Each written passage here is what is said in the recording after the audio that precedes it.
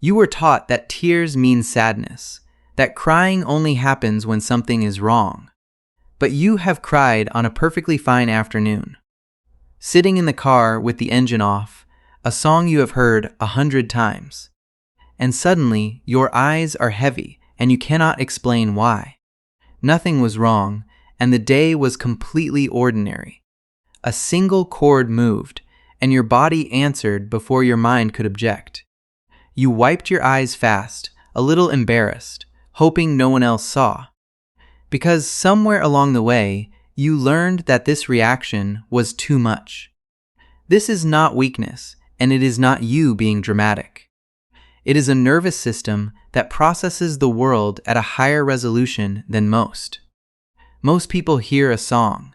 You feel it land somewhere behind your ribs. Most people walk into a room and read the words on the surface. You walk in and read the air itself. You sensed the tension before anyone spoke, knew the mood had shifted before a word confirmed it. Psychologist Elaine Aron called this sensory processing sensitivity.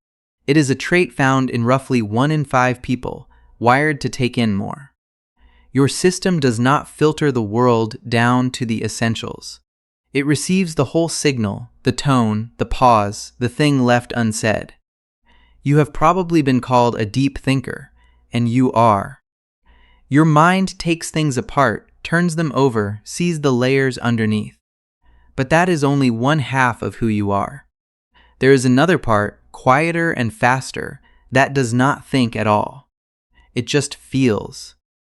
Long before your mind reaches a conclusion, your body has already reacted. The chest tightens, the throat closes, the eyes begin to sting. One part of you reads the situation. The other has already felt it, before you even had a name for what happened. Most people move through the world on the first part alone. You move through it on both at once, all the time. Think of the last time a room changed. Someone walked in carrying bad news they had not spoken yet. You felt it, a drop in the air, a second before anyone said a word. Your body registered the shift while everyone else was still smiling. That is not imagination. It is a nervous system reading data that has no words yet. People call this overthinking, but it is not. Overthinking happens in the mind, a loop of thoughts circling a problem. What you do happens lower, in the body, before thought even arrives. The tear comes first, and the explanation comes late, if it comes at all. Your eyes fill at the chord, at the memory, at a kind voice on the phone. And your thinking brain scrambles afterward, to name what your body already knew. This is somatic processing. Your body metabolizes emotion the way lungs move air, quietly and constantly. When the input becomes too much, it simply overflows. And the overflow has a name you already know. It is called crying.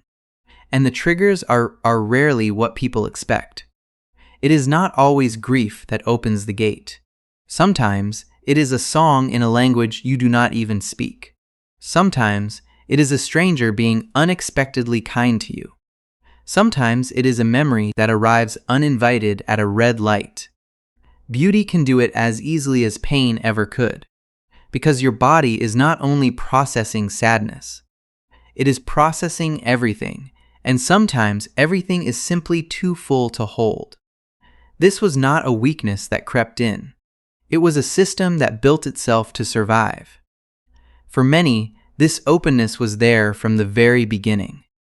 For others, it was sharpened early, out of necessity, in a home where you had to feel the room before you even entered it, where reading a shift in tone told you whether the evening would stay calm. Your body learned to catch emotion in the air like a change in weather. So it grew sensitive, learning to detect the smallest signals, because missing them once was expensive. What looks like fragility now was once a finely tuned instrument. It was built to keep you safe by feeling everything, early and completely. This same openness is why music can undo you, and why art can move you to tears. The instrument that catches pain is the same one that catches beauty. You cannot have one sensitivity without the other. Stop for a second. Because right now, a quiet fear might be surfacing. You might be wondering if this is just an excuse. If you are simply weak and dressing it up as something deeper. So, let me be completely honest with you. Feeling this much is not a flaw in the design. It is the design, running exactly as it was built to run. The signal is not broken, it is just louder in you than in most. But a system this open has a cost, and you have paid it quietly for years. You leave a gathering hollowed out, while everyone else feels charged up. You absorb a stranger's grief on the train and carry it 3 stops too far. You replay the tense meeting hours later, still feeling the weight in your chest. The room emptied, but your body never got the message. You have sat across from someone who was venting, held it together the whole time, then cried alone in your car on the drive home. Not because you were sad, because your body finally had a moment to release what it had been holding for them. You have said, "I'm fine," while your eyes told the truth. You have apologized for tears that arrived without asking permission. And slowly, you began to believe the label. That you were too soft for a world that rewards the unbothered. You have learned to hide it. To turn toward the window when the film gets quiet. To laugh and blame allergies when your voice cracks. To fight the tears down because letting them fall feels unsafe in front of others. That fight is exhausting. Holding back a natural response takes more from you than the response ever would. But hear this clearly. You are not too much. You are not weak, and you are not broken. You are not dramatic for feeling what is honestly there. You are someone whose nervous system never learned to look away. You receive the world at full volume, the beauty and the ache alike. The tears are not a malfunction. They are proof the signal still works. Proof that after everything, your capacity to feel stayed fully alive. There is nothing here that needs to be fixed. You were not handed a broken version of a normal nervous system. You were handed a rarer one, tuned higher and open wider. And a world that skims the surface will always call the deep ones too much. Let them call it whatever they need to. You know now what it actually is. So the next time your eyes fill on an ordinary afternoon, let them. You do not owe anyone an explanation for a working heart. The song moved you because you were built to be moved. Your body is not overreacting. It is doing the one thing it has always known how to do. It is processing a world that most people only skim. Let it overflow. That is not weakness leaving you, it is depth arriving. You have spent years quietly trying to feel less.